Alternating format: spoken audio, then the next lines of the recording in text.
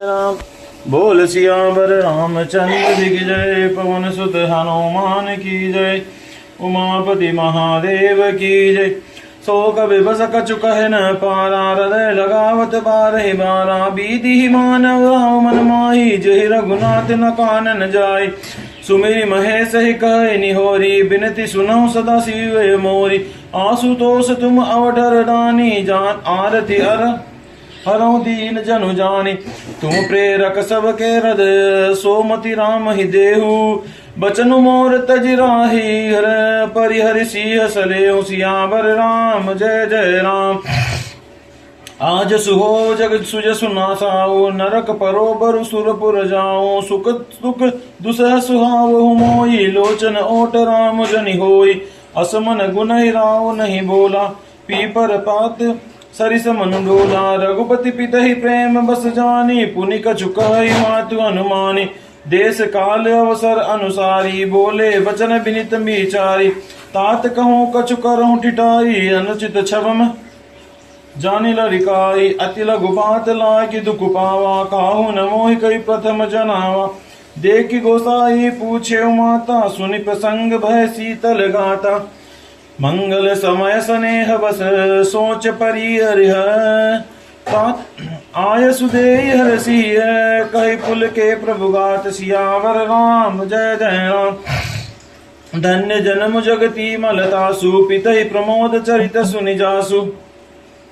चरि पदारथ कर तलता के, प्रिय पीतु मात प्राण समझा के। आय सुपाली जन्म फल पाई, एयहु बेग हो जजाई।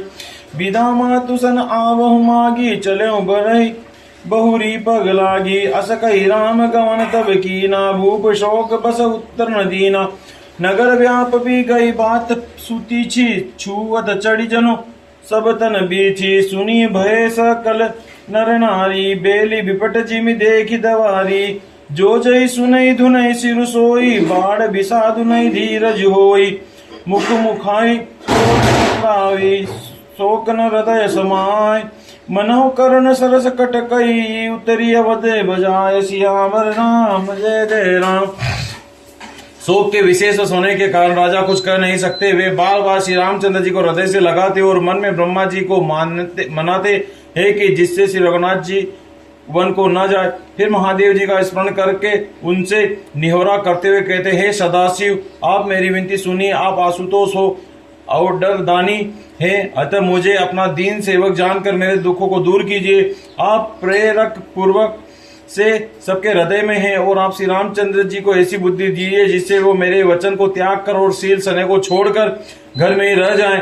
जगत में चाहे यश हो या सुयश नष्ट हो जाए, चाहे मैं नरक में गिरूं अथवा स्वर्ग में चला जाऊं, और भी सब प्रकार के दुख सुख दुख आप मुझे सहन करा ले, पर श्री रामचंद्र जी मेरी आंखों से ओट ना हो। राजा मन ही मन इस प्रकार के विचार करके बोलते नहीं। उनका मन पीपल के पत्ते की तरह डोल रहा है। श्री रघुनाथ जी पिता के प्रेम के वश जानकर और यह अनुमान करके कि माता फिर कुछ कहेगी, देश काल और अवसर के अनुकूल विचार कर विनीत वचन कहे, हे तात, मैं कुछ कहता हूँ, यह ठिठाई करता हूँ। इस अनुचित्य को मेरी बाल्यावस्था समझकर क्षमा कीजिएगा। इस अत्यंत तुच्छ बात के लिए आपने इतना दुख पाया। मुझे किसी से पहले कहकर यह बात नहीं जनाई। स्वामी को इस दशा में देखकर मैंने माता से पूछा। उनको सारा प्रसंग सुनकर मेरे अब अंग शीतल हो गए। हे पिताजी, इस मंगल के समय स्नेहवश होकर सोच करना छोड़ दीजिए और हृदय में प्रसन्न होकर मुझे आज्ञा दीजिए। यह कहते हुए प्रभु श्री रामचंद्र जी सर्वांग पुलकित हो गए। इस पृथ्वी तल पर उसका जन्म धन्य है, जिसके चरित्र सुनकर पिता को परम आनंद हो, जिसको माता पिता प्राणों के समान प्रिय हैं। चारों पदार्थ उसके करतलगत रहते हैं।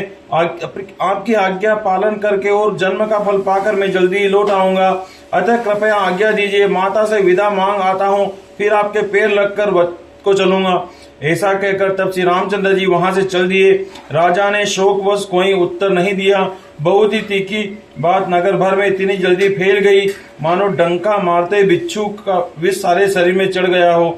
इस बात को सुनकर सब स्त्री पुरुष ऐसे व्याकुल हो गए जैसे दावानल देखकर बेल और वृक्ष मुरझा जाते हैं।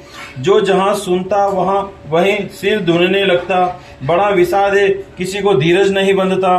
सबके मुख सूखे जाते हैं, आंखों से आंसू बहते हैं, शोक हृदय में नहीं समाता। मानो करुणा रस की सेना अवध पर डंका बजाकर उतर आई हो। बोल सियावर रामचंद्र जी की जय, पवन सुत हनुमान की जय, उमापति महादेव की जय।